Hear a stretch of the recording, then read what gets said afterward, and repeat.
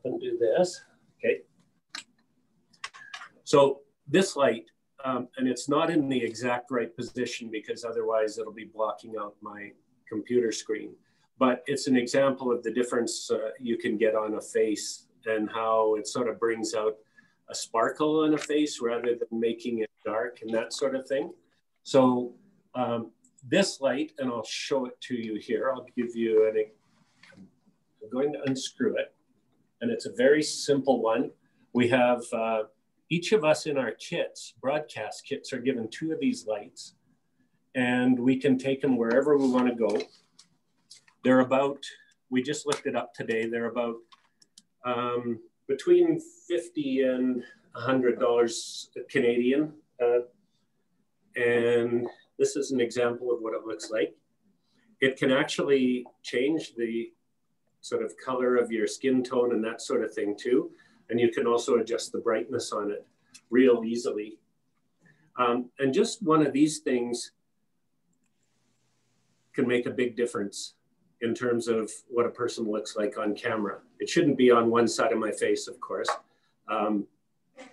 But if you have the ability to invest in something like this, that's fine. If you don't, then what I would suggest is you find a location where you have good lighting. That can either be, you know, make sure that you have enough light shining on your face, so you don't want a bright window behind you, for instance, because that'll make your face darker. Try and keep the entire face under a consistent light, so you don't want half of the face blocked in some way. And you can do this in your own home with maybe a lamp that you have or something like that. Just experiment with different things that you have either at work or at home, and most of them work pretty good. Tech specs for these lamps. They actually just, I can send you the information afterwards, but for these ones, they just use a battery too. So a rechargeable battery and that sort of thing, 2-point or 3-point lighting. Well, we have 2. 1 is better than none. Probably 2 is better than 1. And like I say, it's where you put the light that also makes a difference. But I think if you experiment with it, try and change it around a little bit. You can also get this by using just light from your window if you're sitting upstairs in your kitchen or in your or at work. If you have a window in your office or wherever you're broadcasting from, you can get a nice light from outside, just a nice soft light that is pleasing on your face and that sort of thing. So you also want people to focus on your face and not what's behind you. You know, many people like to be photographed. Trevor, can we look at your background? You have a nice bookcase behind you. I tried to make mine so that I had a nice background, but I actually haven't put up pictures in part of my office. And the part that I have the things that are in my background I would be facing away from my computer. So it just wasn't possible here. But that's something you can keep in mind. You don't want things in the background to be causing a distraction. So say a picture that somebody may notice more than you, or some crazy piece of art or that sort of thing.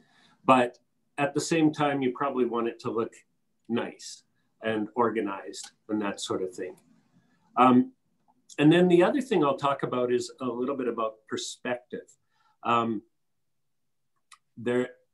What some people might call wide angle face or that sort of thing. Smartphones, your iPhone and also your iPad and that sort of thing. The cameras are great, but they're also wide angle cameras. So you have to figure out where you want to be in terms of where you're sitting with the camera. If you get too close, obviously your face looks kind of distorted and weird and that sort of thing. And if you get too far away, then you look small and insignificant, so you're probably not getting the message across. So the other thing is where you have your camera positioned. And I know this isn't an easy thing because I've tried it. I try it every day on Zoom interviews and I try to get a good position, but we don't have, you know, sometimes I put my iPad on books, or I find, you know, I'm trying to find I'm balancing it on something else so I can get the right angle for it and that sort of thing.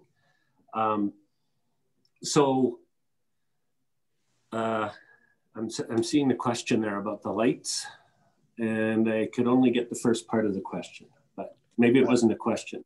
Oh, do these lights come with the tripod, and are they ready, available, or do we order online? I believe these ones, our engineer just looked it up this morning, and those lights, I think you have to order from the United States, but they do have Canadian shipping. There probably are similar ones. What I'll do is I'll get the spec thing for this one, and you can probably find similar ones that you could get in Canada. I don't think you would be able to get them at, say, The Source or Best Buy or anything like that. You might be able to get them at a photo shop, or you might be able to get something similar at a photo shop, somewhere like McBain Camera or something like that if you're in Lethbridge. So a camera shop might have lights that you can get, or you can get similar ones. These ones are just ones that happen to be in our Atlas kit, and I know they're not real pricey, although for some people maybe $100 is too much right now. Maybe they don't want to spend that much money. And if not, like I say, you don't get fixated on you have to go out and buy great lights. I think Trevor, you could maybe shed some light on this too, because we're fortunate when I use a box. Yeah, that's good. We're fortunate in that we have Jim McNally, who assists at McKillop as well. And so he has the camera equipment. I mean, he knows how to operate the camera equipment to set up the lighting, to set up the background, that sort of thing. And so what I would suggest is if people in their congregations have somebody that is in that position where they know about lighting or photography and that sort of thing, you could probably turn to them and ask for advice or maybe even help in terms of doing your broadcast. And I'm sure that most people who are in that profession get excited about it and are interested in it and would probably be willing to help out. So, yeah. The other thing I was going to mention is, and I didn't plug it in because I wanted to use this as an example, and that's the microphone. So right now I'm speaking off the microphone on my iPad. I know that we also have a webcam that we bought for home, and it has a microphone built into it, but we've had all kinds of audio problems with that webcam microphone. So what I would recommend for people who are doing this sort of on if we want to do it on our broadcasts, is I would invest in a nice microphone. And it doesn't have to be really expensive. And maybe I can get our engineer to pass on to Shelley some specs on a microphone you might have. But I just plugged this one into my computer, and hopefully you can still hear me. Yeah. So I don't know if you noticed a difference or not, but this is now a microphone that I'm using instead of using the microphone off the laptop. And I think like we would never voice our news stories on our iPad microphone unless every other piece of equipment was broken or unavailable at that point in time. So we always, when we're voicing our stories and doing stuff for on camera, we always use a microphone to do that. So while the mic on your iPad or your iPhone is convenient, it's probably not the most professional way to do things. So if you want to increase your performance a little bit, that's one way of doing it before we get into everything that we can do as individuals too. So if there's any questions on that, like I say, I'll pass on the information about the light and the microphone that we can send to everybody afterwards. Okay, thanks, Terry, for that. Okay. So I talked a little bit about where you sit and how you have the light facing you and that sort of thing. About using kind of a plain background, but also a nice or a pleasant background. I won't get into things like clothing, but obviously you know that would be something you can do. In terms of your appearance on camera, and I know this doesn't help make it any easier, but I'll just go over a few things. Well, Trevor asks, is it best not to wear green? I would say that actually solid colors are probably best. One of the reasons we avoid green is because we use green screens, or if you're using a virtual background on your Zoom broadcast, it will actually, there's certain colors, some use blue, some use green, and they'll actually sort of, those parts of your clothing will disappear with the green screen. So we tend not to use green. We don't use green at all here, but I would say that one of the things we talk about is, you know, something that you're comfortable with in terms of clothing. And if you're very flamboyant and out there and that's your persona, then by all means wear whatever you wish to wear. But I'm just saying that I think clothing is more about making yourself feel yourself and feel good about yourself. So as long as you feel good, then.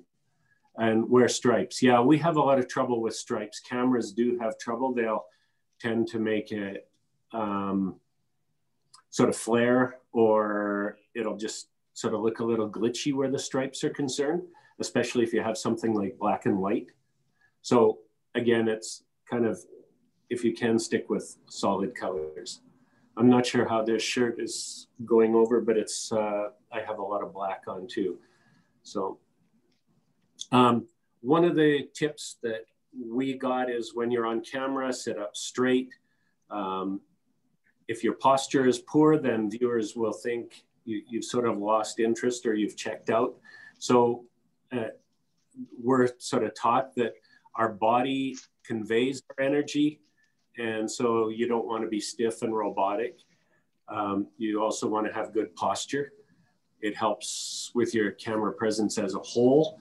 And it helps to maintain a positive body language as well. And that's something that everybody notices is body language. So, you know, you can tell if people are nervous or if they're not nervous just by their body language. One of the recommendations we have, even when we're doing news stories, is smile. A warm and genuine smile shows sincerity and confidence. Now, you know, you're not going to be smiling at everything you say and that sort of thing. So you take it into consideration that you're shooting for a mood most times, but in most cases, just, you know, if there's nothing that you don't have to smile, go ahead and smile if it's something that you can smile about. As far as using your voice, use your natural voice if at all possible. You could, you know, you want to be yourself. Be yourself and speak to the camera like your camera was your best friend. I've heard it also said, speak to the camera like your camera was your dog.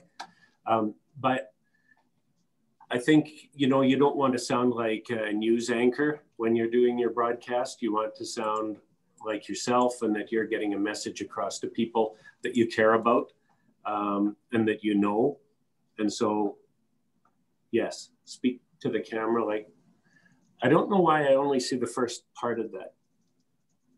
Does anybody have any ideas on how I can get the whole? Might be because your iPad, I don't know. I'm on a laptop. Maybe. Yeah, it could be. So I can read the question if that's helpful. Sure, yeah, that would be good. So we just had a question coming in from Arlene. For those who are looking at setting up internet in their church, what are the basics setting up Wi-Fi and a basic camera microphone setup in a church that does not have these yet? What providers would you recommend in the Lethbridge area? Maybe Trevor, you could handle that. Well, I would say, you know, we have Shaw or TELUS, so you'd want to see who gives you the best price. You want to get the fastest upload speed, and the other thing to consider is that you really, if I would use Wi-Fi at the very end, I would actually have your system hardwired into an Ethernet system, which if you either Shaw or TELUS will actually put in a box where you can have Ethernet. And then in terms of camera and microphones, you can go from iPhones to buying whatever you'd like. And that's something we could talk about later too. The variety is infinite.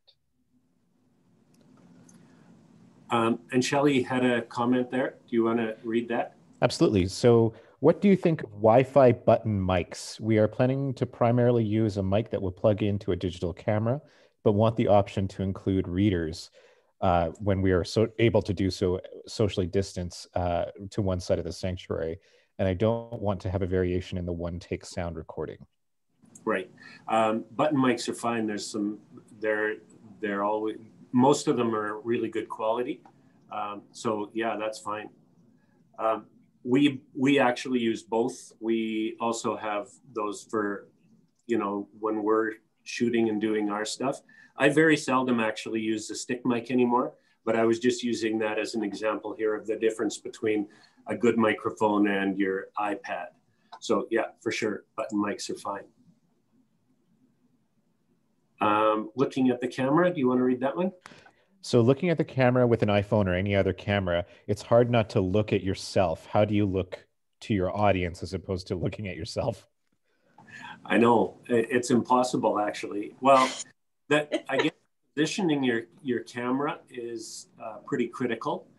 I know in an iPad, for instance, the screen is not your camera. Your camera is up in the corner of your screen. So you should be looking at the camera at all times. And so it's just something you have to get used to. I would say that goes back to when you're talking, sort of one of the things that they recommend for us is that we don't sort of memorize when we're doing, say, a couple of minutes or a stand-up, something that takes a couple of minutes. They recommend we don't memorize that, but we sort of think of bullet points and then speak it as if we were talking to a friend. There are some times where you, of course, in an hour-long church service, you're going to have things scripted. And I wouldn't be able to, that's one of the things about my job that I like is that we do it in short clips. So I don't have to sort of memorize an hour of service. But so you will want things scripted. And I would say if you can do that, have your computer or some device where you can sort of refresh your memory. I'm sure you don't have a teleprompter, which our news anchors have. So it's easy for the news anchors here to sort of go over things and make it sound professional. It's a little bit tougher for those who are working off, say, papers or their memory. But if you can have that information close to where the camera is so that you maybe only have to glance a little ways off and it still looks like you're looking at the camera rather than the middle of your monitor. Terry, with Zoom, you can now hide your camera view of yourself. Yes. And so then you can actually then just look at where the camera is and you don't have to worry about seeing yourself, which can be disconcerting. Yeah. No, I just was grabbing my water. Mine right now is just down in the corner here and I can shut it off. Or if I hit that little blue camera link, then you can turn it on. Also though, even if you're kind of looking at, like I'm looking at Trevor's picture now, or I can look at all the pictures on there. But even if I'm doing that, I'm kind of not looking at the camera itself. So if you can keep track of where the camera is, and then try and look into the camera as much as possible. Any rules about hand gestures and movement? We often use our hands to speak, and I'm thinking particularly of our ministry personnel, there might be some movement that you would usually do at the pulpit. I would think, I would say that's fine. Anything that shows you're active and engaged in what you're talking about is fine. We do it in broadcasting in terms of our anchors will sometimes use their hands, or if we're out on a remote shoot on a specific location, we may gesture to certain things and use our hands as well. So yeah, I would say that's fine. And there's Lynn said to everyone, there is an online free teleprompter app that they use too. So. Oh, nice. Yeah, we've experimented with some. The problem we have with a lot of them is we're out working outside, and then you get sunlight and computer screen, and things don't always turn out, you know, you can't see what you're supposed to be seeing on the screen. So it doesn't really help too much. But if you can use it on an indoor setting and those work, then yeah, those are great. And you might want to share that with others too. I was going to say, one of the things you can do is, like, for looking into the camera as well, you know, you should always set up your shots ahead of time, know where your framing is. So if you're standing up at the front of a church and doing it, you may want to know how much room you have for walking back and forth, so you're not kind of walking off the screen when you're doing it. And at the same time, you know, you can also, it's good if you're using it just for your own face, and you have more of a facial shot, so that you set it up ahead of time, and then you don't really have to look at the screen anymore. In terms of that, you can sort of focus on the camera itself. Were there any other questions about that, or are you guys good on that? My computer just froze on me here too, so. Terry, could you talk a little bit about what you mean by framing, and in terms of camera shots?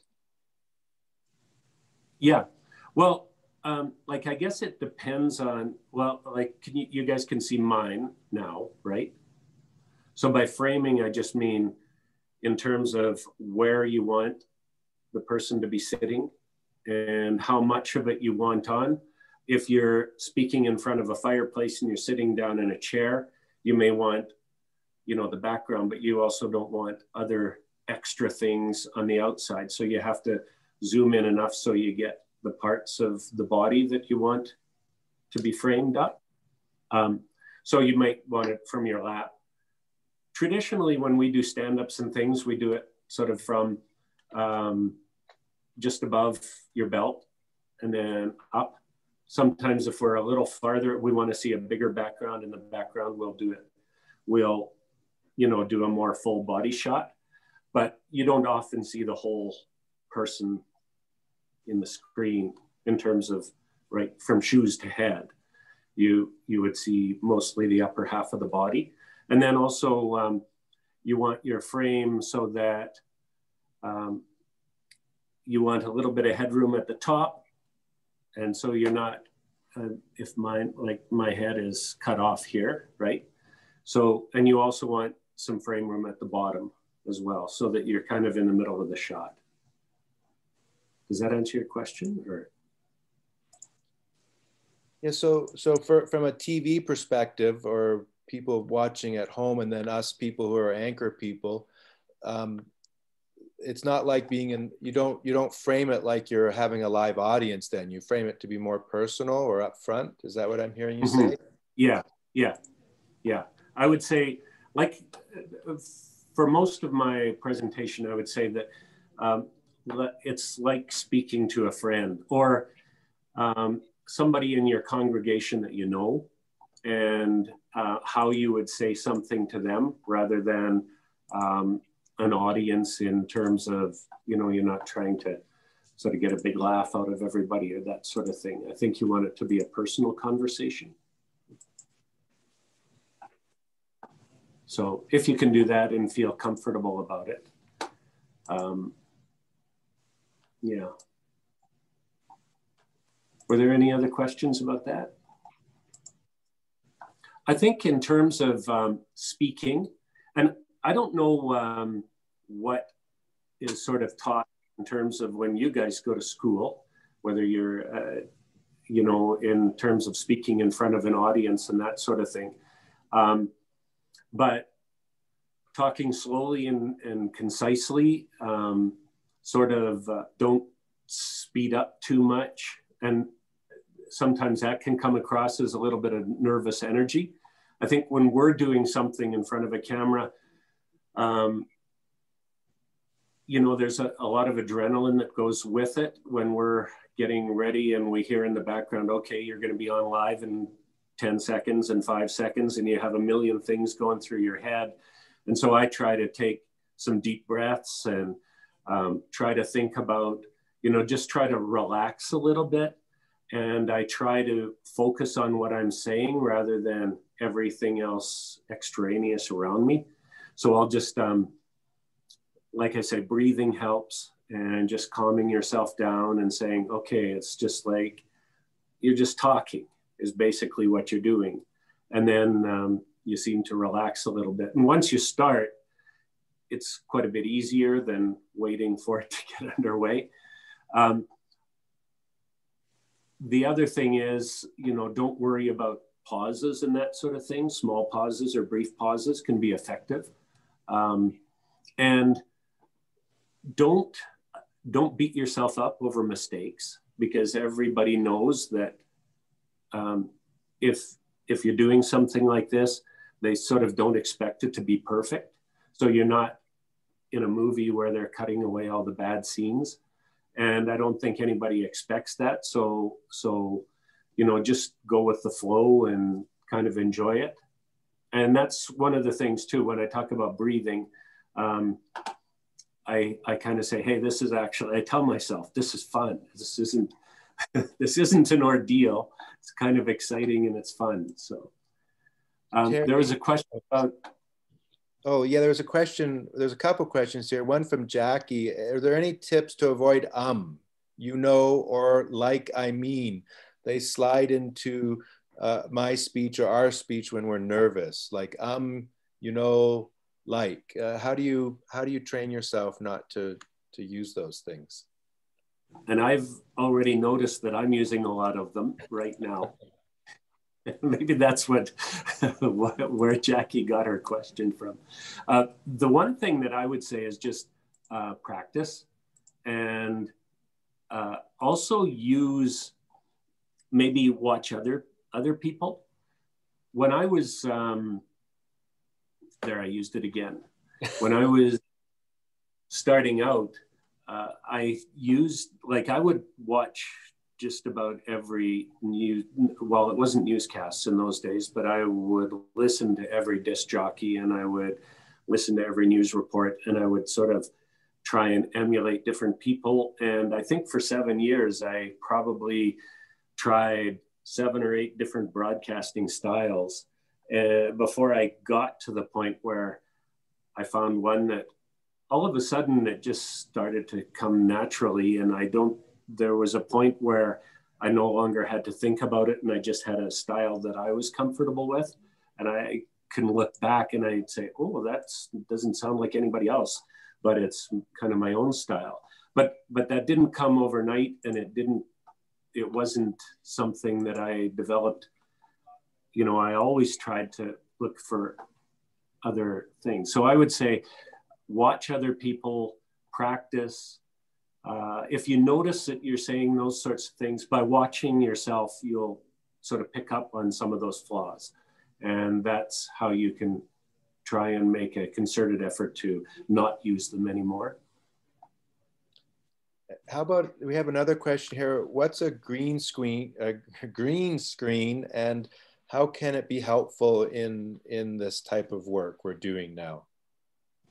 Well, a green screen is actually just that. It's a green sheet. In our studio, it's a big green mat on the wall. It could also be cloth or any kind of a background that's green. And then what it does is you use that I don't know the technicality of it because I've never sort of been in the engineering side of things.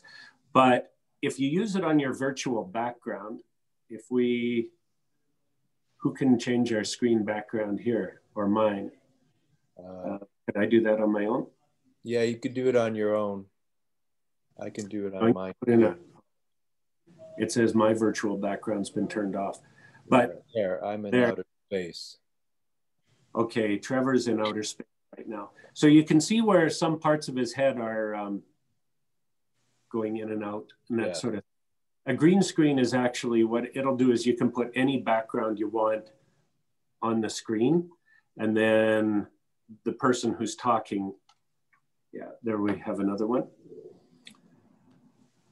So there is some tearing on the back behind his head and that sort of thing, but that's kind of natural with a green screen, unless you have really high quality cameras and that sort of thing.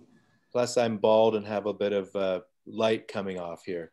Yeah, it could be partly light, but that's why if Trevor, well, I don't know what these virtual ones on the iPad use for a background, but if we were doing it with our cameras and you were wearing something green, it would look like you had no body. You'd appear like a ghost.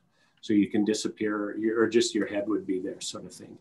So that doesn't explain green screen very well, but it can be useful, I would think, if you want to make your background a little different. Or yeah, I think Terry, I think there's a ministry couple in High River that in their basement have put up green screens for their Zoom, and I think they insert a background through the Zoom with the green screen. Where we might use it for is if it's a horrible windy day outside or something, and then we want to get a nice background in the background. You'll see it on election coverage and that sort of thing, where the anchors show that they're in Washington, or they have Washington in the background, but they're actually in San Francisco. So it can be an effective background if you like that sort of thing. You could put your church in the background, for instance. So they could be useful in certain settings. Terry, there was a question in the chat about the use of PowerPoints during Zoom presentations. Any tips? No. That might be something that Trevor can possibly invent on. I think, yeah, Trevor, but I know Erin has had a lot of success, and I know she's on the call with using PowerPoints for both worship and for slides. Yeah, Erin, do you want to say anything? Sure. We do. We've long used PowerPoint in our worship service. So to keep it the same, we still do that for our Zoom worship service. And we put our hymns, we put our other stuff on there, and I've found it really helpful for people to stay connected.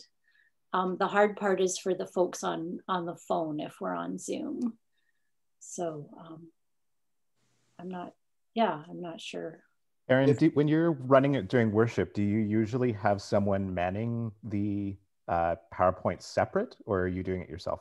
I do it myself.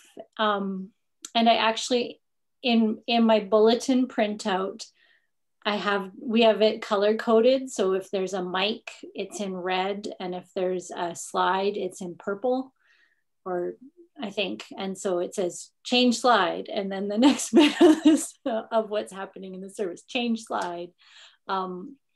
We do usually have it set up as a few people co-hosting. And if I do forget, one of them will request control of my screen, and that reminds me to do it. So usually it is just me running it.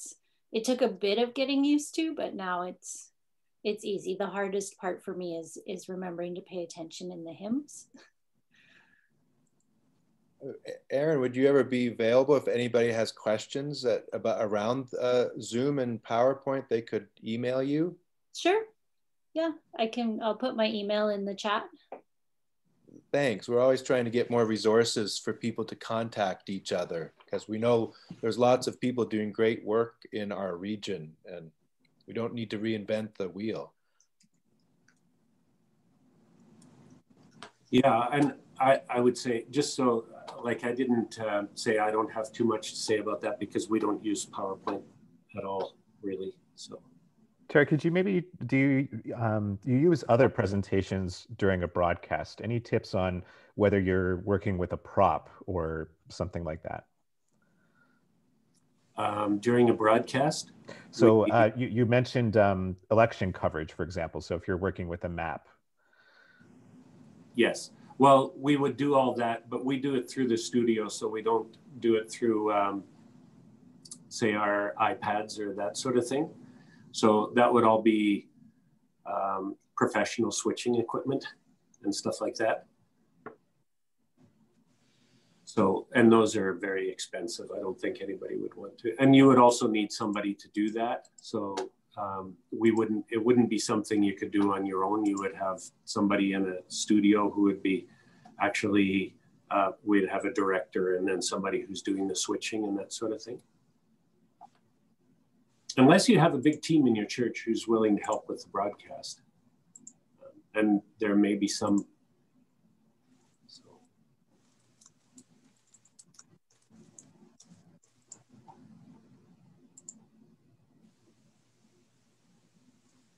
This is a question for Erin. Yeah, it's Erin, are you projecting the PowerPoint and refocusing the camera or editing in it in real time? We edit in our slides after videotaping, and we're not happy with the variation in the sound quality. So we do our service by Zoom, and so we have the Zoom and then myself as the speaker highlighted. And beforehand, if I remember, I'll tell people, if you're on this device, you can slide it over so you can see my face or the PowerPoint. And if you're on an iPad, you need to swipe. And we are just doing it all at the same time. So our recordings are we don't post them. We just share them if they request them after the service. And that brings up a point that I don't think we talked about, but if there may be some who are doing it ahead of time, because even if you're broadcasting it live at a later, on Sunday morning, it could be something that you produce earlier in the week. It doesn't have to be live, for instance. And for those who maybe have trouble with, who are really concerned about that, that might be an option, is to record the event ahead of time. And then if you don't like it, you can try it again, or you could take portions of it. I don't know if you had any thoughts about that or not. But we really do have a lot of variation in the throughout our region and how people are doing worship. Some people are doing worship by Zoom and it's going live. Other people are pre-recording the entire worship service. Other people are doing live for portions of it and have sections of it that are pre-recording it. So a lot of variation that people are using. Mm-hmm.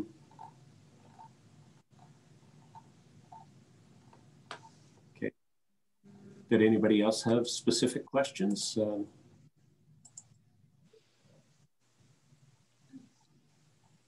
Terry, when you're talking into a camera, do you ever feel like you have a connection across the camera with someone else? I know you talked about your dog, your best friend, but is there something that you do or some other tips about how you keep up that connection when there's nobody in the room, or maybe just a camera person or something like that? Or does this become natural for you over time? I think part of it becomes natural. We have a bit of an advantage in that if it doesn't work out the first time, we can do it sort of a second time. A lot of our stuff is actually pre-recorded. And so I may do, for a story, I may do 10 stand-ups before I'm happy with, before I pick the one that I like. So that's a big advantage that you don't have if you're doing it live. The other advantage we have compared to what sort of you're doing is that we have somebody, if we are doing a live hit, we have an anchor who is talking to you and throwing to you ahead of time. And often they'll talk to you a bit before you actually go on camera too. So you have a little bit of an idea of what they're going to be asking you about. So that helps. I think part of it is just relaxing and trying to think of the message that you want to get across, and then slowing down and making sure that you're getting the message. I don't imagine that I'm talking to one individual, but I imagine how it kind of goes with the message that I want to get across. So I'll sort of practice with different inflections ahead of time before I actually do it, and how I want it to sound.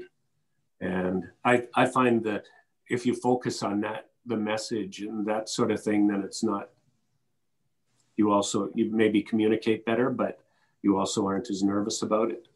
You sort of know what you're talking about a little bit. How about you? Who, me? Yeah.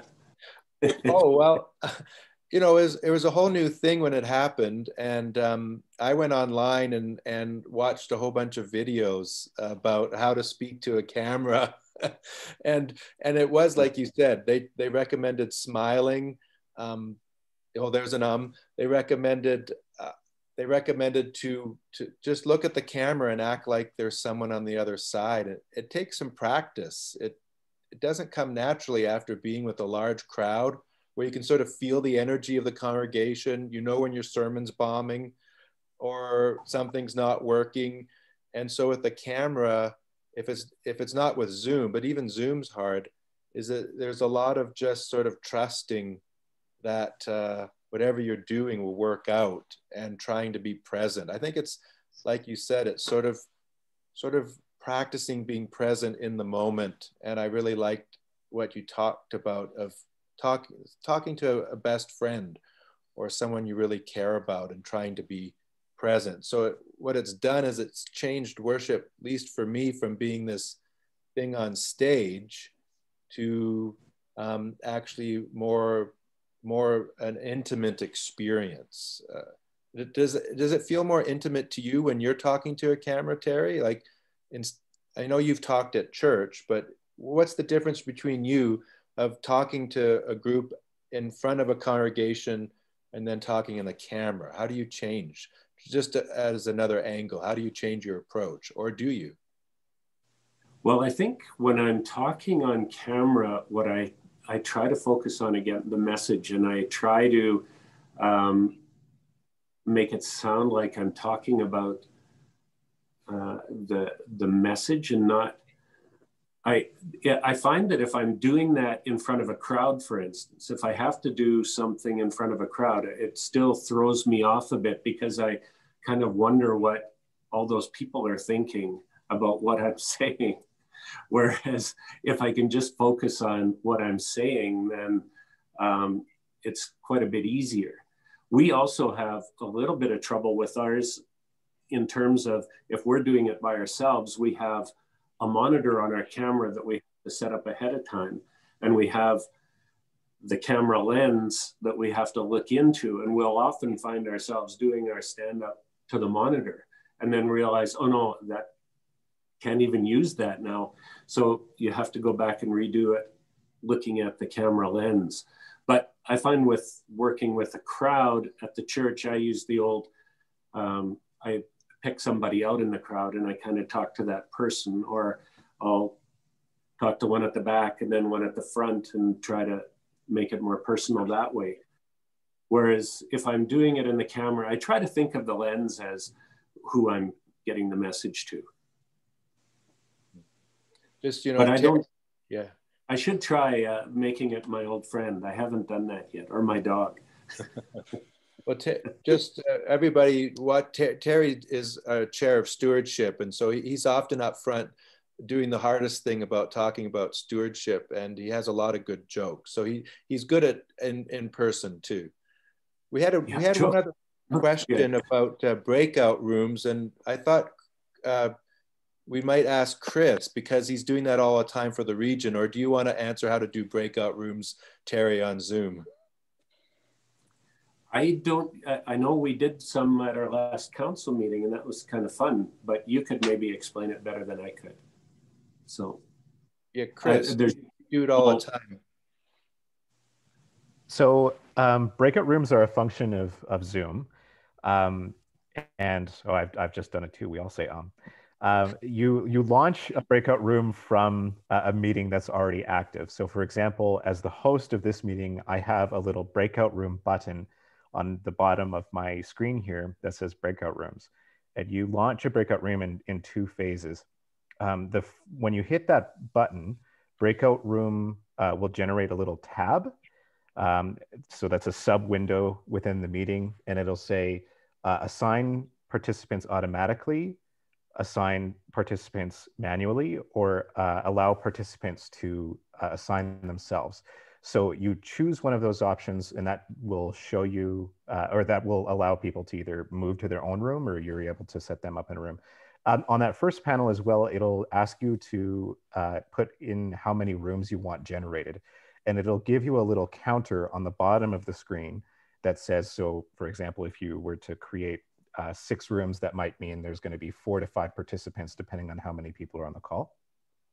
Once you have all of those sorted out, you hit generate, and then it'll give you a second page, and that's going to be where your advanced functions are. There's a little icon on the bottom left of the screen that looks like a little gear. And that gives you the opportunity to add some other qualifiers to the breakout sessions. So it'll say auto close all the breakout rooms after X amount of time, and you can put in as much amount of time or have them be indefinite as you choose. There's a countdown function as well. So you can set a timer for when the breakout rooms close, people will have 30 seconds, 60 seconds to return to the plenary session.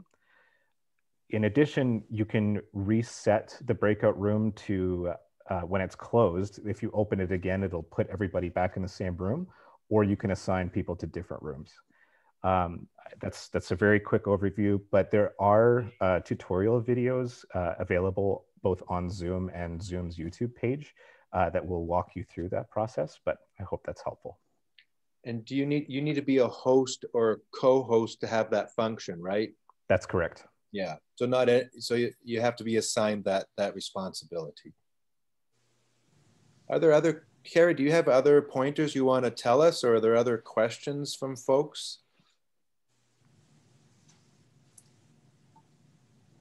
I think I've pretty well said most of the things that I wanted to say. I would just encourage people, again, don't beat yourself up. Don't think of every mistake. You just move on after that, and think of it as, you know, you're doing a good job, and the average person isn't noticing your mistakes. So don't worry too much about that part of it. And I saw a question flash up there, but it was about breakout rooms, and I think Chris is answering that. Yes, you can have 2 people per room. You can be as low as 2.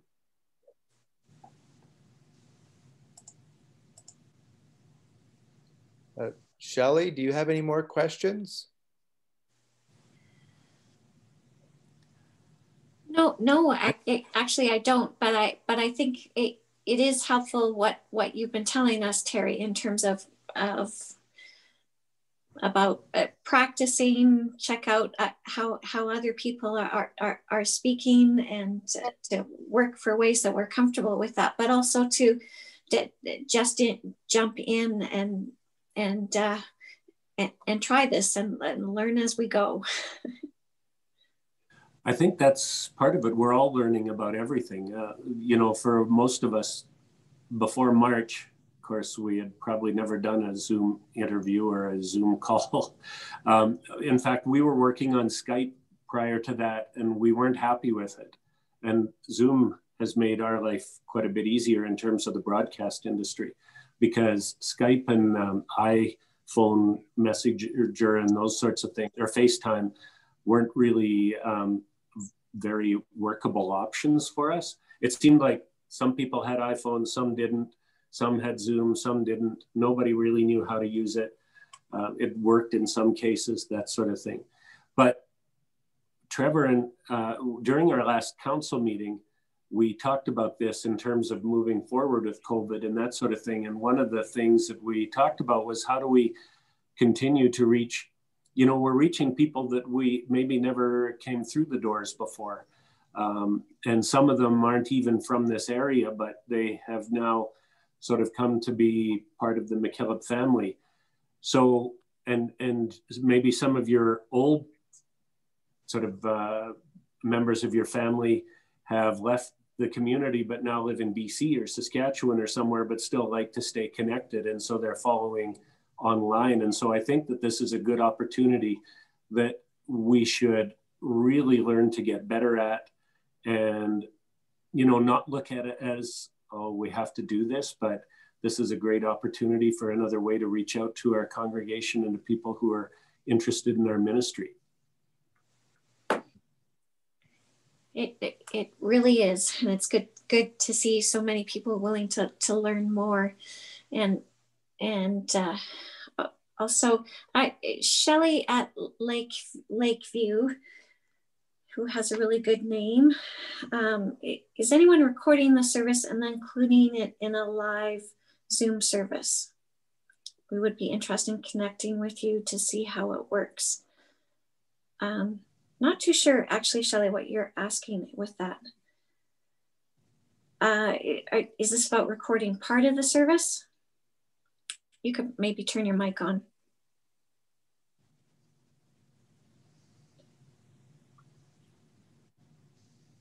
If not, Shelley, I can follow up with you later, and we'll find.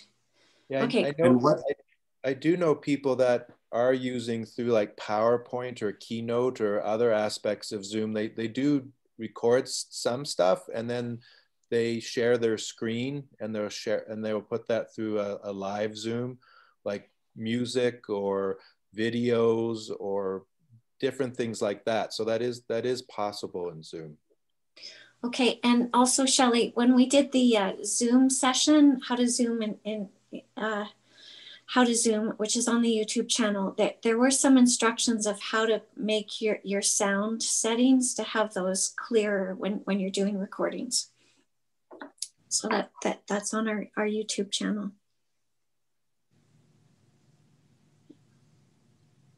Well, thank you, Terry, for your time and generosity and your wisdom and sharing with us. It's been really helpful, and I've learned more stuff today too. Yeah, well, I've seen some. We've been pretty impressed with some of the broadcasts out there from different congregations. So I think people are on the right track, and it's just, you know, practice. That's it. All you get better at it. So. Okay. Well, thank you, Terry, for joining us with this, and also I wanted to thank Trevor for asking you also to. No problem. Because we certainly are all on a journey to continue to keep learning more to improve what we're doing, and so thank you, Terry, for giving of this time in the middle of a work day for you, and also I'm grateful to all of you that have shown up for this, and we'll be sending out a recording of this so you can share it with others. The next session that we're looking at offering is on copyright. I will be sending out a feedback form, so if you have suggestions on other sessions that we can be offering, we're happy to hear from you on that. So. All right, well, thank you.